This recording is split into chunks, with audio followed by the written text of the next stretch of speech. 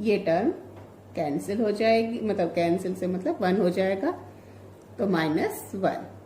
तो P square is equal to m0 square upon 1 minus V square upon C square into C square है minus m0 square C square. अब जैसा हमने शुरू में ही लिखा था कि m is equal to m0 upon under root 1 minus V square upon C square. तो m0 square upon 1 minus V square C square को m के बराबर लिख सकते हैं m स्क्वायर के। तो p square is equal to m square C square minus m0 square C square.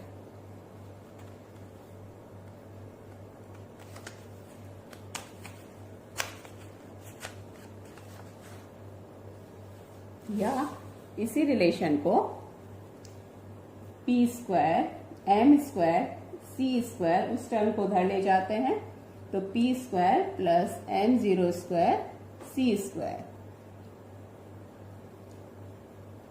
चूंकि ई है वो एम सी स्क्वायर के बराबर है, इसलिए E square M square C 4 के बराबर हो जाएगा, या E square upon C square होगा M square C square.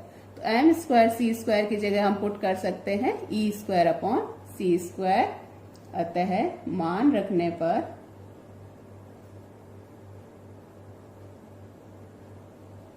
E square upon C square is equal to P square plus m0 square C square, या E square is equal to P square plus m0 square P square C square plus m0 square c4।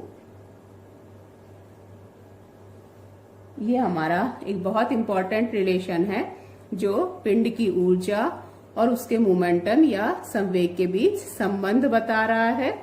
यहाँ m0 है वो rest mass या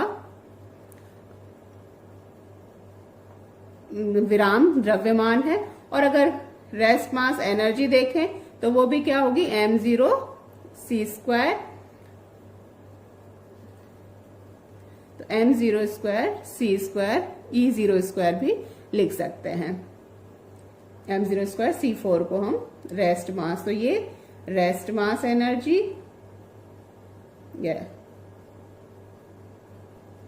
और ये total energy.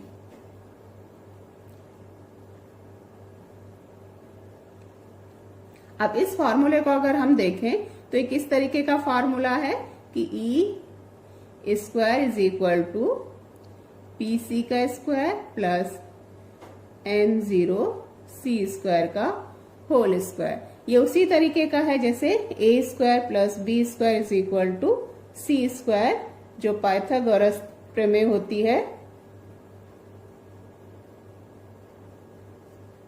उससे। तो ये क्या हुआ, उसी तरह से है कि लंब और आधार के स्क्वायर का योग है वो कर्ण के स्क्वायर के योग के कर्ण के स्क्वायर के बराबर होता है। तो इसी तरह से हम ड्रॉ करें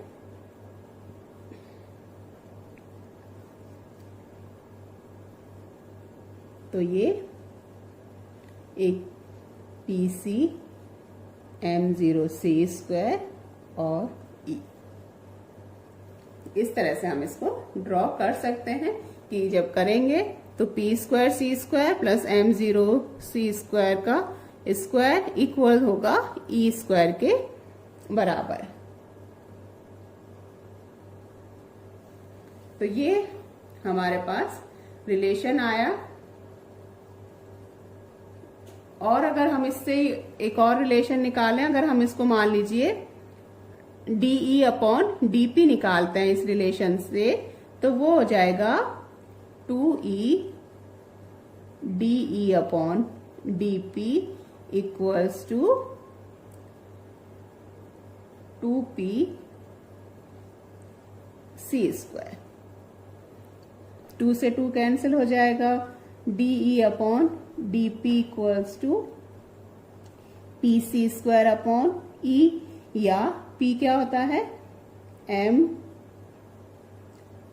V, और E क्या होगा MC square into C square, पहले से है, M से M कैंसिल हो जाएगा, C स्क्वायर से C स्क्वायर कैंसिल हो जाएगा, या dE upon dP equals to V, यानी ऊर्जा में संवेग के साथ परिवर्तन की दर पिंड के वेग के बराबर होगी। तो ये रिलेटिविस्टिक एनर्जी के लिए मोमेंटम के टर्म में फॉर्मूला है, जो बहुत इंपॉर्टेंट फॉर्मूला है। और या E को हम लिखना चाहें तो E हो जाएगा under root P square C square plus M0 square C4।